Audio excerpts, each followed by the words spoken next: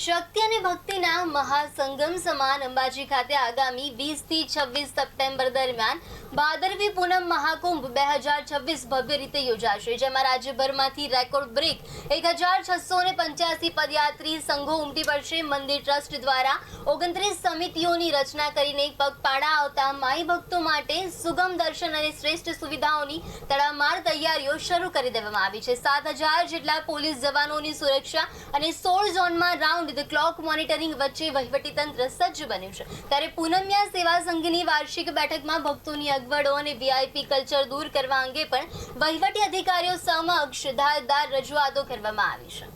ભાદરવી પૂનમ મહામેળાનું જે આયોજન થઈ રહ્યા છે, આયોજનના ભાગરૂપે આજ અંબાજીમાં શ્રી ભાદરવી પૂનમિયા સંઘ સેવા ટ્રસ્ટના તમામ પ્રતિનિધિશ્રીઓ, ટ્રસ્ટીઓ અને મીડિયાના મિત્રો સાથે આયોજનના ભાગરૂપે મિટિંગ થયેલ છે, જેમાં પ્રશાસન તરફથી, પોલીસ તરફથી જે વ્યવસ્થા કરવામાં આવી રહી છે તેનો ચર્ચા આ મિટિંગમાં થયેલ છે। સંઘના તમામ પ્રતિનિધિઓ તરફથી જે પણ સૂચન સુઝાવ હતું તે લેવામાં આવેલ છે અને તે મુજબ જે વ્યવસ્થા છે તે વ્યવસ્થામાં તે સૂચનોને રાખીને કઈ પ્રકારે પગપાળા આવનાર માય ભક્તોની સારી રીતે સેવા થાય અને તેઓનું દર્શન થાય તે મુજબની વ્યવસ્થા માટે આવનાર સમયમાં પ્રયત્ન થનાર છે। દર વર્ષે લાખો માઈ ભક્તો જેની રાહ જોઈ રહ્યા હોય છે તે ભાદરવી પૂનમ મહામેળો 2026 આગામી સપ્ટેમ્બર મહિનાની 20મી તારીખથી શરૂ થવાનો છે। ત્યારે આ ભાદરવી પૂનમ મહામેળાનો જે અભિન્ન અંગ કહેવાય તે સૌ પગપાળા સંઘ સાથે અને ભાદરવી પૂનમિયા સંઘ સેવા ટ્રસ્ટની આજે મીટિંગ યોજાઈ હતી। જિલ્લાના અન્ય પદાધિકારી અને અધિકારીઓ સાથે અમારા ભાદરવી પૂનમિયા સંઘ સેવા ટ્રસ્ટની એક મિટિંગ થઈ।